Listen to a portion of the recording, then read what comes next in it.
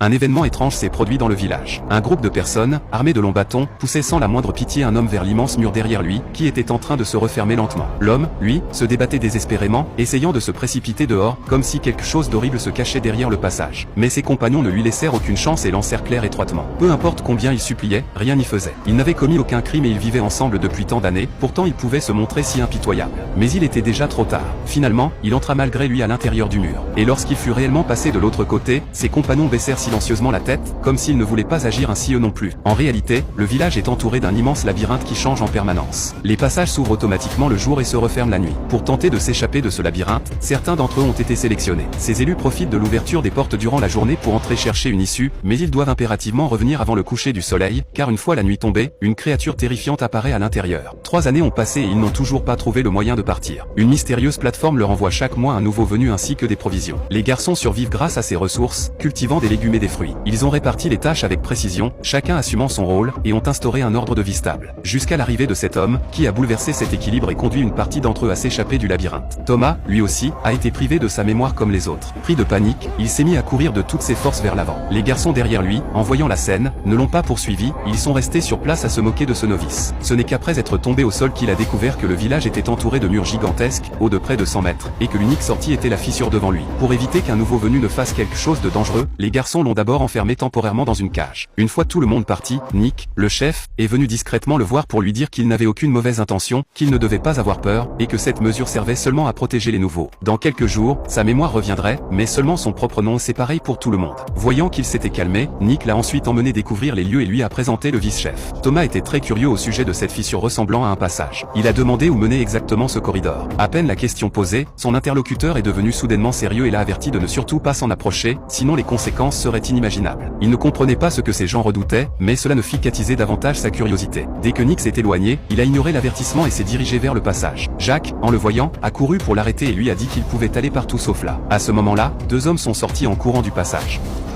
Hey Chuck, new Granny, huh? How's it feel to be promoted? Feels great, Ben. Thomas, perplexe, a demandé à Jack pourquoi ces deux-là pouvaient entrer alors que les autres ne le pouvaient pas. Jack a répondu qu'ils avaient été sélectionnés spécialement pour chercher une sortie dans le labyrinthe, et qu'ils pouvaient donc entrer et sortir librement. Cela a encore renforcé sa curiosité. Malgré les avertissements, il a insisté pour entrer et voir de ses propres yeux. C'est alors qu'un homme a surgi et l'a violemment poussé au sol, empêchant à temps son acte irréfléchi. Le tumulte a rapidement attiré les autres. Il ne comprenait pas pourquoi il lui cachait délibérément la vérité, ni ce qui pouvait bien se trouver là-dedans pour les effrayer autant. Nick a expliqué que tout cela était pour sa protection, mais il ne parvenait toujours pas à comprendre. À cet instant, un énorme grondement a retenti depuis le passage, qui a commencé à se refermer rapidement. Thomas a alors réalisé que s'il était entré quelques instants plus tôt, les conséquences auraient été inimaginables.